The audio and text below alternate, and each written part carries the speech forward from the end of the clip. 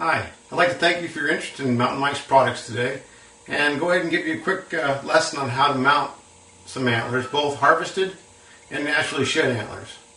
Let's get started. Today we're going to mount on a Mountain Mike's Reproduction European skull.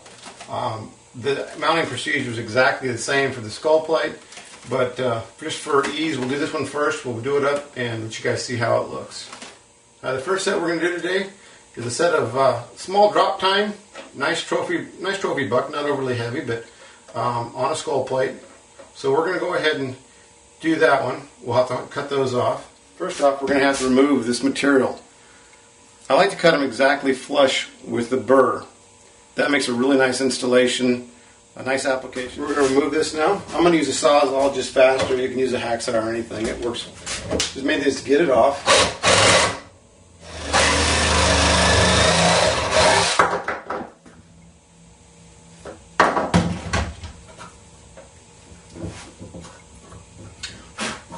Just touch this up with my sander.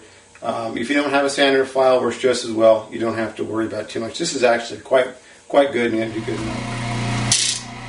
Okay. Now, as you can see, it's totally smooth. So make a perfect application. There's no sharp edges. It looks good. Looks natural. Okay, now that we have them all cleaned up, we're ready to mount them. Both antlers are sanded smooth, flush with the burr. They're ready to go. Let's go ahead and clamp one up and mount it to a skull.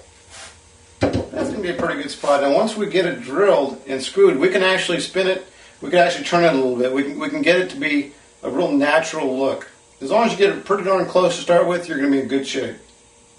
Once you get the antler clamped up and you find a nice place for it, nice comfortable area, you get a nice pleasing look to it, then you can go ahead, if you like to, you can actually put a little pencil mark just where it lines up. Just a little tiny faint line, that'll just help you make sure when you're drilling it, things stay pretty much where you like them.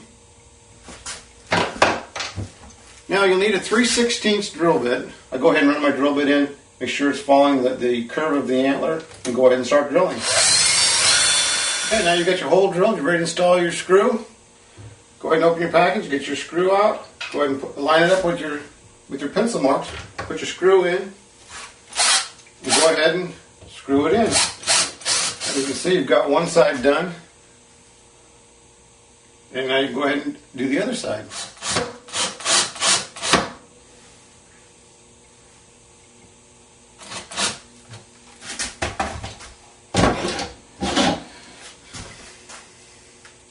Now you might need to make some minor adjustments to get it perfectly the way you like it.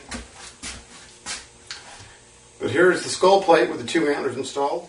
Okay, now that we have our antlers mounted to our top section, we'll go ahead and connect to the rest of the skull.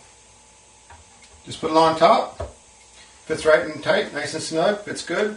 Go ahead and flip it over. And we'll install the two connecting screws right here. And give you a close-up of that. Okay, now you got a nice close-up of that. We'll go ahead and install our number 6 by 5/8 screws. Standard Phillips head. Just after the skull plates lined up, go ahead and install them in.